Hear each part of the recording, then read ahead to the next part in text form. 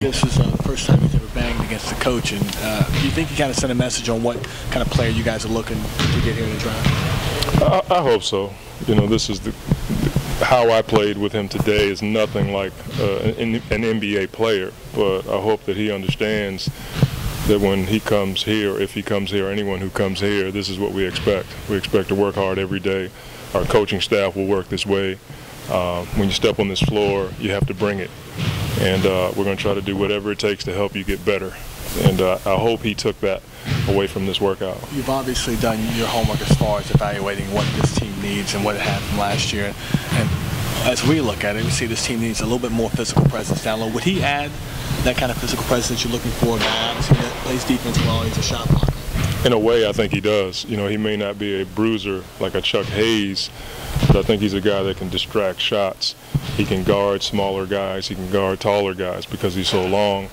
And he probably will do well on the boards because he's long enough to get tip outs and be pretty good offensive rebounder once he figures out the footwork, technique. He can do some things that a lot of guys can't do because they don't have those tools. But there's different kinds of physicality. But I think he brings some of that. Where he sits the offense that where he lacks, and it has to get better. Not knowing an offensive guy, but you have to have some offense in this league. Well, it's hard to tell in college. You know, there's some things that he can do that doesn't translate to the college game. I think he has a pretty good ISO game.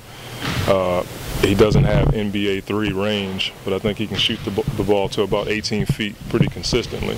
The thing that I like, he didn't change his form when he shot threes. A lot of guys who don't shoot the three well, they get out there and they change their form or they change their lift. He didn't do any of that, so he's pretty secure in his shot.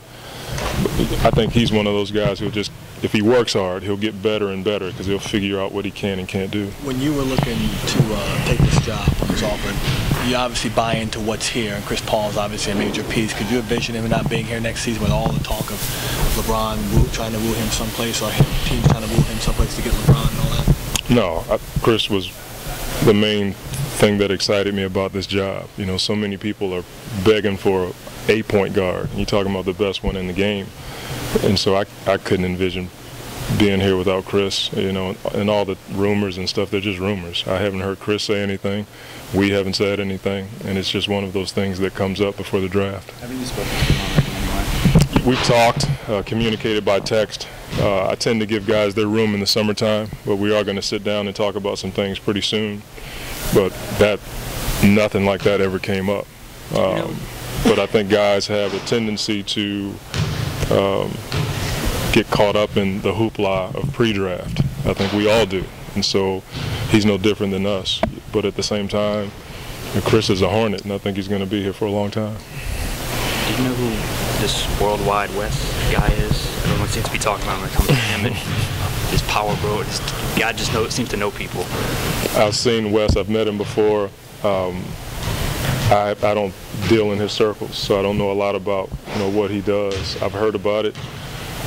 At the end of the day, what he does and what I do are two different things, and so I don't concern myself with all these so-called power brokers or, I work for Jeff and Hugh, and that's the bottom line. All this stuff comes up and it's real glamorous before the draft. I think it'll die down by Friday, and then it'll get hyped up again during free agency. So I guess it's good for him. Monty, based on your assessment of the roster, what would you list as the pecking order of your priorities in the draft? What's your biggest need?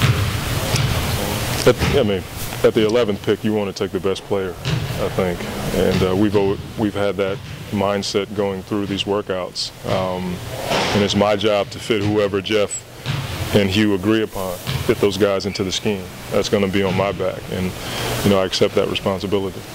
Do you think it's necessary this team needs to do something in free agency to improve the roster, even though they are strapped cash-wise? Necessary, I don't know. That's a harsh word. I think that everybody wants the flexibility to do something during free agency. A lot of teams in the summertime do things for no reason, and it ends up messing up the balance of the team. Problem is, this team had so many injuries last year, it's hard to say. We got to give it a chance, but everybody wants to get better, and if you can do it through free agency, all the better. How much tape have you looked at of, say, the top 20 guys, Coach? I probably haven't looked at a lot of tape on all of the top 20, but enough to get a grip on the guys that have come in here and the guys I didn't get a chance to put my hands on, but I've seen enough tape. And when I was in Portland, you know, it was a different range of guys, so I got a chance to see the whole draft. So to say that I'm up on every guy, 1 through whatever, that'd be a lie, but I've seen enough tape to get a grasp on who I think we need. So what